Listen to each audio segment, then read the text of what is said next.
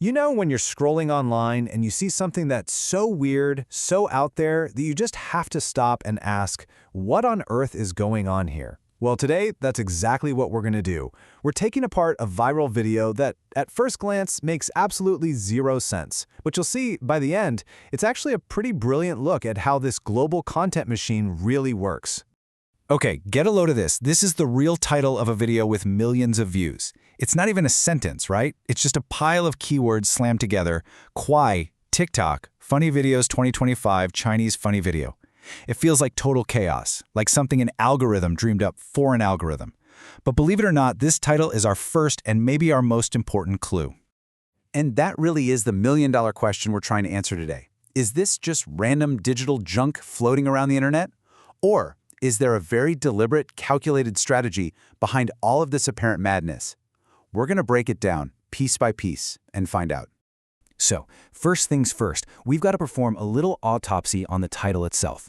We're going to treat every single word not as a mistake, but as a breadcrumb, a clue that's pointing us toward what this video is really for and who it's for. Let's start with those first two words, Kwai and TikTok. Now, these are not random. These are two of the absolute biggest short-form video apps in the world, huge in Asia especially. So right away, that tells us where this content probably came from, or at the very least, what kind of vibe, what kind of audience the creator is trying to rope in. It's a clear signal. Next up, you see this combo. Funny videos, which is like one of the most searched things on the internet, period, and then 2025. This is a classic little search engine trick. It's called future dating.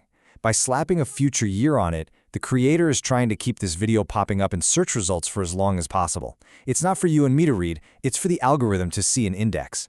And finally, we get Chinese funny video. This is the most direct clue we've gotten so far. It's flat out telling us where the clips, the visuals, are from. We're watching a mashup of funny little videos that were first made for a Chinese audience. So, okay, the title tells us we have Chinese clips, probably from an app like Kwai, and it's optimized to show up in future searches. Seems simple enough, right? Well, this is where our whole investigation just takes a massive left turn. Because when you actually watch the video, the sound has nothing to do with what you're seeing. The clips are Chinese, but the words being spoken are in Hindi, and that is the central puzzle we have to solve. So, to figure out what's really going on, we have to actually listen to what's being said. The Hindi dialogue seems just as random as the title, but you guessed it, there are clues hidden in the words themselves. Listen to this first line.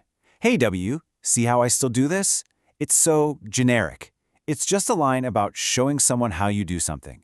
You could put this audio over a video of someone doing a magic trick, a crazy stunt, or even just falling down. It needs zero context to kind of sort of work with almost any visual gag. And check out this next one. Hey sir, look here what I've brought. Again, just notice how flexible this is. It's a line about presenting something. It could be dubbed over a clip of someone showing off a weird object, a funny animal, you name it. The dialogue is basically designed to be a blank slate. And here's our final piece of audio evidence. I also want to sit like this. It's just a simple observation, a reaction. You could slap this on any video where a person or an animal is sitting in some funny way. You see the pattern? The dialogue isn't telling a story. It's just a generic audio track that can be loosely draped over pretty much anything. Okay, so we've got all our pieces on the board.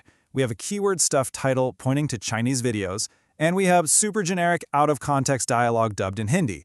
Now it is time to put it all together and have that aha moment. What we're actually looking at here has a name. It's called content arbitrage. Think of it like this. It's like buying a t-shirt for cheap in one country and then selling it for a profit in another. Except here, the product is viral video clips, and the markets are different language-speaking audiences online. This table just lays out the whole formula perfectly. The clue, Chinese funny video, tells us the content is being pulled from the Chinese market. The Hindi dialogue is the proof that it's being repackaged for the huge internet market in India.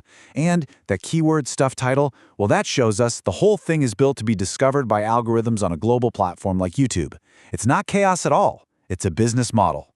So look, the really crucial thing to get here is that this isn't just one weird video. It's a perfect example of a system, a repeatable, scalable process that actually defines a huge part of the internet we use every day. This is a peek under the hood of the global content machine. Let's look at the recipe. Here it is, the four-step formula. Step 1, you find and gather up viral clips from a market like China, where there's just tons of it. Step 2, you add some really cheap generic voiceovers in the language for another massive market, like Hindi for India. Step 3, you write a title purely for the search algorithm, not for a person. And Step 4, you upload it to a platform like YouTube and just let the algorithm do the heavy lifting of finding an audience and making you ad money. And this is why it matters, why it's more than just a funny video. This whole process pulls back the curtain on a fundamental truth about the internet today. A lot of the content that floats to the top of your feed isn't there because it's the best or the most creative. It's often there because it's been perfectly engineered to be found and pushed by an algorithm.